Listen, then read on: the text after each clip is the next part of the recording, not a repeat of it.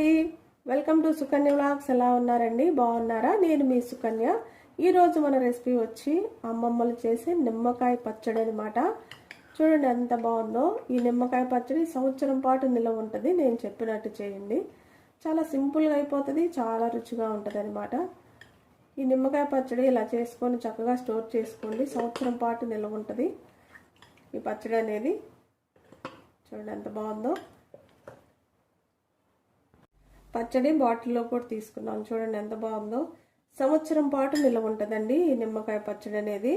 మనం వీడియోలోకి వెళ్ళబోయే ముందు మీరు ఎవరన్నా ఫస్ట్ టైం మన ఛానల్ కానీ చూస్తున్నట్టయితే సబ్స్క్రైబ్ చేసుకోండి. ఇప్పుడు దీని తయారీ విధానం చూసేయండి. మనకి ముందుగా కావలసినవి నిమ్మకాయలు అనమాట. నిమ్మకాయల్ని ఇలా నీళ్ళలో వేసుకొని నీట్గా కడిగి బాగా మనం గుడ్డతో తడి లేకుండా తుడవాలన్నమాట. ఈ తుడుచుకున్న వాటిని ముక్కలుగా కట్ చేసుకుందాం. తడి అనేది ఉండకూడదు. చక్కగా ఇలా కడిగినాక ఈ నీళ్ళన్నీ తీసేసి గుడ్డతో ఇవన్నీ తుడుచుకోవాలి. ఇప్పుడు ఈ నిమ్మకాయల్ని మొద్దు గుడ్డతో నీట్గా తడి అనేది లేకుండా ఇలా తుడుచుకోవాలి. అప్పుడే మనకి ఈ పచ్చడి అనేది నిలవ ఉంటుంది. ఫ్యాన్ కింద ఉంచుకోండి. తర్వాత ఇవి ముక్కలుగా కట్ చేసుకోవాలి.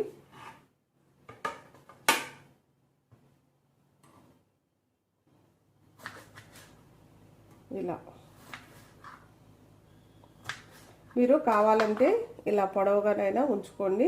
నేనైతే ఇలా మజ్జిగ కట్ చేసుకుంటున్నాను అనమాట, చిన్న చిన్న ముక్కలుగా. వీటిలో విత్తనాలన్నీ మనం తీసేసుకోవాలి. ముక్కలు కట్ చేసినాక ఈ విత్తనాలు ఉన్నాయి కదా, ఇవన్నీ తీసుకోవాలి.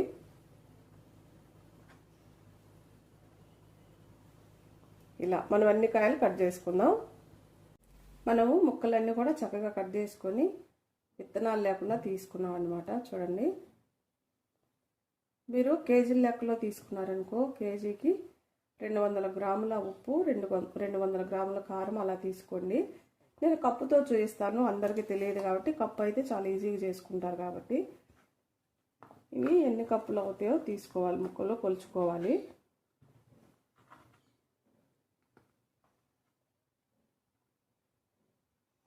మనం తీసుకునే గిన్నె కూడా తడి లేకుండా ఉండాలన్నమాట. ఈ గిన్నె అయినా ఈ గిన్నె అయినా.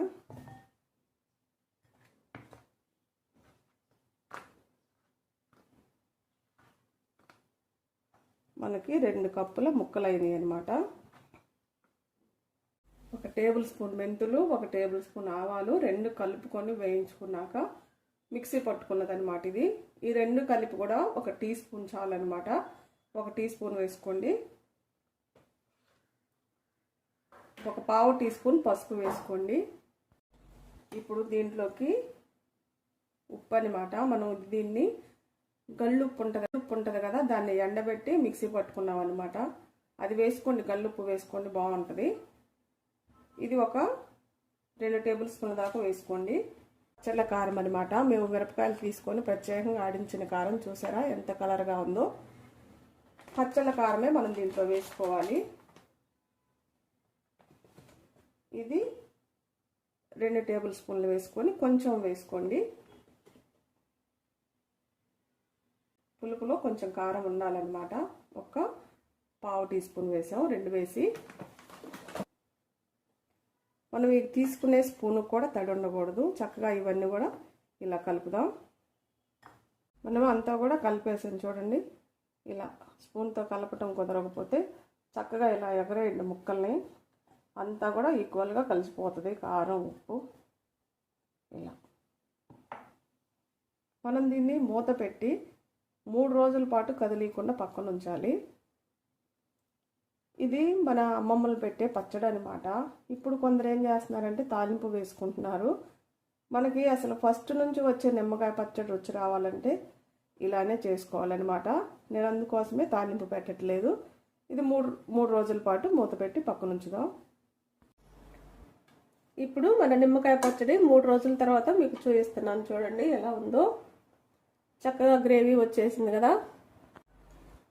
చూసారు ఎంత గ్రేవీగా ఉందో. 3 రోజుల తర్వాత చాలా బాగుంది కదా. మనం ఫస్ట్ పెట్టినప్పుడు పొడి పొడిలాడుతూ ఉంది కారం, ఉప్పు అన్నీ కూడా. ఈ 3 రోజులకి చక్కగా మాగిపోయి అంతా గ్రేవీ వచ్చేసింది. ఇంకా ఉండే కొంది ఇంకా గ్రేవీగా ఉంటుంది. చాలామంది అయితే తాలింపు వేసుకుంటారండి. నేనైతే తాలింపు వేయలేదు. మీరు కావాలంటే తాలింపు వేసుకోండి. తాలింపులో కూడా ఏమేయకుండా ఎండుమిరపకాయలు ఆవాల వరకు వేసి బాగా నూనె కాగినాక వేసుకోండి. దీంట్లో చల్లగా అయినాక అంతకుమించి తాలింపులో కూడా ఏమయ్యే అవసరం లేదు. చూడండి ఎంత బాగుందో. ఇది మా అమ్మమ్మ ఇలానే పెడుతుంది కాబట్టి చక్కగా అప్పుడు రోజుల్లో మేము తెగ తినేవాళ్ళం దీన్ని. అందుకోసమనే మన అమ్మమ్మ ఎలా చేసిద్దో అలా చేసి మీకు చూపించాను అనమాట నిమ్మకాయ పచ్చడి అనేది. కంపల్సరీగా మీరు కూడా ఇంట్లో ఒకసారి ట్రై చేయండి. ఎలా వచ్చిందో కామెంట్ చేయండి. నా వీడియోస్ కానీ మీకు నచ్చినట్టయితే లైక్, షేర్, సబ్స్క్రైబ్.